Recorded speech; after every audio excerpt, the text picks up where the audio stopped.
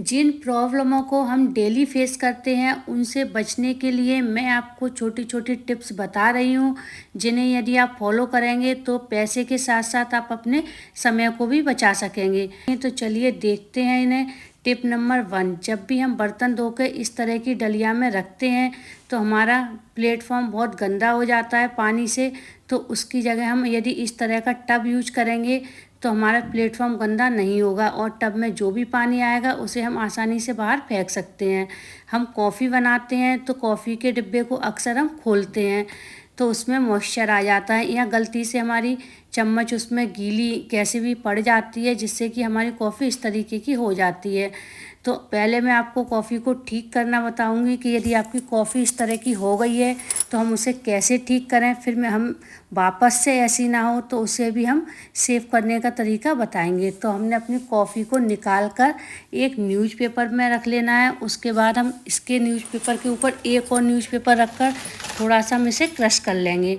उसके बाद हम लेंगे एक मिक्सी का जार, उसमें हम इसे डाल लेंगे और एक पल्स मोड पर इसे पीस कर हम पाउडर बना लेंगे इसका, जैसी हमारी कॉफ़ी थी वैसा ही।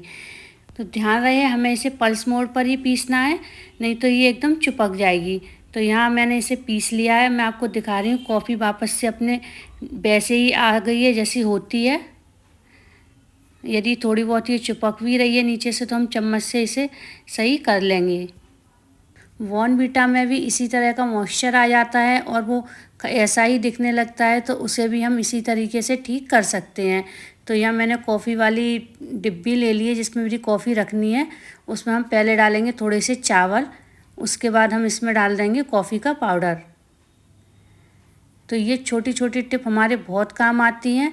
इन्हें हम डेली रूटीन में बहुत मतलब प्रॉब्लम होती है हमें यदि हमारी कॉफ़ी या बॉर्नवीटा इस तरीके का हो जाता है तो चावल मॉइस्चर को सोख लेता है, तो इसलिए हमें पहले इसमें थोड़े से चावल डाल देने हैं। उसके बाद हम अपनी कॉफ़ी को इसमें पलट देंगे। तो यदि आपको मेरी ये छोटी छोटी टिप पसंद आए तो वीडियो को लाइक और चैनल को सब्सक्राइब ज़रूर करें। फिर हम एक पुड़िया में थोड़े से चावल और बांधेंगे और इस हम डिब्बी में इसको डालकर रख देंगे, तो हमारी कॉफ़ी अब ख़राब नहीं होगी। हम इसे लंबे समय तक सेफ रख सकते हैं। दाल और चावलों में अक्सर कीड़े लग जाते हैं। हमारी दाल और चावल में कीड़े ना लगें और ये लंबे समय तक फ्रेश और सेफ रहें, तो इसके लिए हमें दाल को एक बर्तन में पलट लेना है। अब हम उसमें डालेंगे 3 से 4 बूंद सरसों के तेल के। सरसों का तेल से हमारे दालों में कीड़े नहीं लगते हैं। अच्छे से इसे हमें इसमें मिक्स कर देना है, मतलब सारी तरफ हमारी दाल में ये सरसों का तेल लग जाए। फिर हम इसे दाल को एक एयरटाइट डिब्बे में बंद करके रखेंगे, तो हमारी दालों को हम लंबे समय तक सेफ रख सकते हैं। इसमें किसी भी तरह का कोई भी कीड़ा नहीं लगेगा। दाल और चावल में कीड़े ना लगें इसके लिए आप दूसरा प्रयोग ये भी कर सकते हैं कि इसमें 2-2 लौंग इसमें चावल दाल में आप डाल सकते हैं। इससे भी हमारी दाल चावल सेफ रहते हैं और इसमें कीड़े नहीं लगते हैं।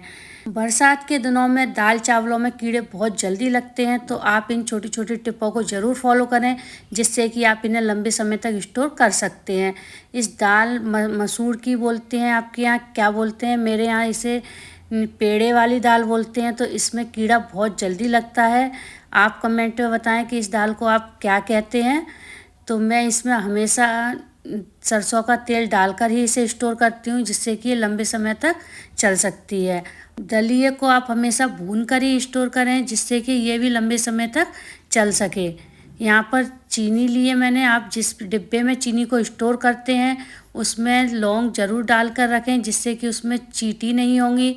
ऊपर से इस तरीके से पॉलीथीन लगा दें, जिससे कि हम बरसात के दिनों में भी चींटियों से बच सकते हैं। इसमें ना ही मॉइस्चर आएगा और ना ही इसमें चींटियाँ लगेंगी। तो इस टिप को भी ज़रूर फॉलो करें, ये बहुत काम आने वाली डेली रूटीन की ही टिपें हैं। हम जब भी भिंडियों को काटते हैं तो हमारी भिंडियाँ चाकुओं पर चिपकने लगती हैं, तो इससे बचने के लिए हम नींबू का एक टुकड़ा लेंगे और उसे चाकू पर यदि दोनों साइड रगड़ लेंगे तो हम भिंडियों को आसानी से बिना चुभके काट सकते हैं। इसी तरीके से जब हम प्याज काटते हैं तो हमारे आंखों से पानी आने लगता है, तो इससे बचने के लिए हमको प्याज काटने से पहले फ्रिज में इसे यदि हम थोड़ी देर रख देंगे तो हम प्याज को बिना किसी प्रॉब्लम के आसानी से काट सकते हैं। जब भी हम दूध को उबालते हैं तो दूध उबल कर बाहर आने लगता है। इससे बचने के लिए हम दीपक को गीला करके यदि हम दूध में डाल देंगे तो हमारा दूध उबल कर बाहर नहीं आएगा और हमारा दूध अच्छे से उबल सकता है। इसी तरीके से हम दूध को बचाने के लिए दूसरी टिप भी फॉलो कर सकते हैं कि हम इस तरह की किसी भी करछी को इसके ऊपर रख दें जिससे भी दूध बाहर नहीं निकलता है। तो ये टिप बहुत ज़्यादा इम्पोर्टेंट है, इन्हें ज़रूर यूज करें। धनिया को साफ़ करने के लिए हम इस तरीके से यदि साफ़ करेंगे तो धनिया को हम जल्दी और बहुत सारा फटाफट साफ़ कर सकते हैं। इस तरीके से हम धनिया हमारा बहुत जल्दी साफ़ हो जाता है। आप मेथी को भी इसी तरीके से साफ़ कर सकते हैं।